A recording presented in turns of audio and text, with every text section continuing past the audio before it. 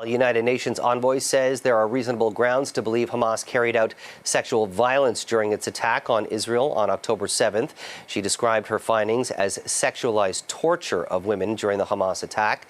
The envoy also says there is, quote, clear and convincing information that some hostages have been subjected to similar forms of violence, including rape. And joining us now with more reaction to the United Nations report is Professor Ruth Halpern-Kadnari, a global advocate for women's rights. Thank you so much for joining us, Professor. Much of what's in this report has already been widely reported by other news organizations, the New York Times and other independent organizations. But I'm curious, what stood out to you in this report? And is there anything new that you discovered? Well, the truth is that for me, there wasn't much new because I had also been given access to some information that was not released previously to other media outlets. And I also accompanied Special Representative Pramila Patten in her fact-finding mission in Israel. But I think that the most important bottom line of the report is twofold.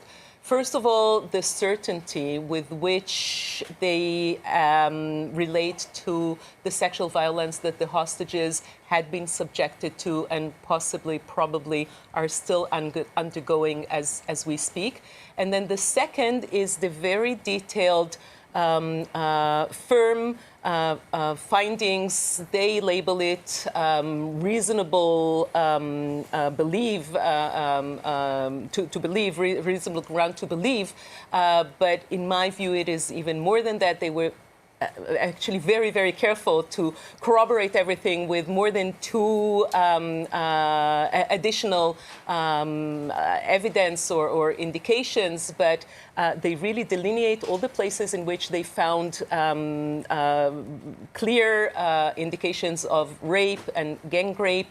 And they go into a lot of details in explaining exactly how they got into each of these findings, so that, in my opinion, it is really impossible to look at this report, look at the methodology, follow it through, and then say it didn't happen. Well, isn't it interesting because, in light of the dozens of eyewitness testimonies, the video footage that we saw, testimony from many of the hostages who have reported, who have been released, that some of their other female hostages continue to be raped, even emergency abortions apparently have been reported for some of them. Not sure about that. That's careful. That's part of the question, is that it's been tough to confirm a lot of these details.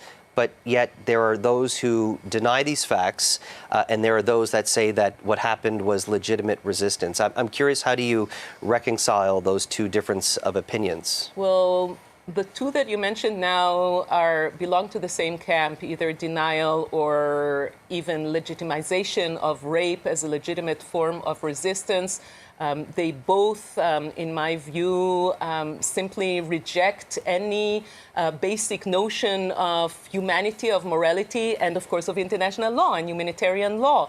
There is no doubt that sexual violence, using any form of sexual assault during war as a tool of war, is not just reprehensible, it is illegitimate, it is forbidden, it is a crime, it is a war crime, and can come to crime against humanity according to the Rome Statute.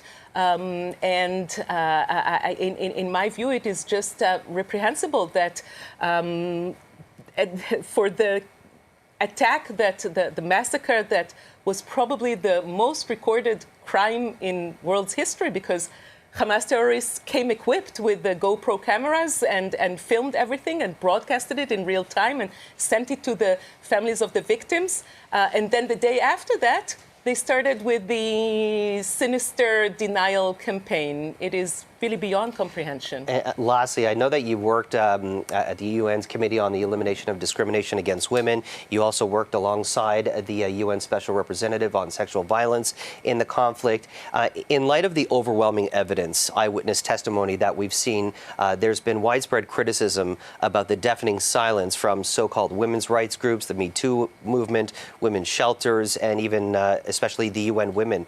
Why do you think so many of these organizations who take a believe all women approach to sexual violence have been so silent? I think it's a combination of few things. First of all, I think that many of these entities, and we should be careful not to talk about the United Nations as one monolithic institute. There are many agencies and many entities within the UN, such as the Special Representative, who really did her job. But for many, it was simply impossible to come to grips with the understanding that for once, the equation had flipped around and Palestinians, who are always seen as the ultimate victims, have now become the aggressors. Of course, not all Palestinians, but their supposed representatives, Hamas. And Israel, which is always seen as the ultimate aggressor and attacker, had now become the victim. And this reflects permanent bias, double standard towards Israel. I'm afraid that it also is based on entrenched anti-Semitism. But we also have to add to that the difficulty in the fact that Hamas succeeded to a large extent in their plan to eliminate evidence because they murdered most of those who they assaulted. The vast majority of them had been murdered immediately after they killed them. So silence them forever. But we have to be their voices.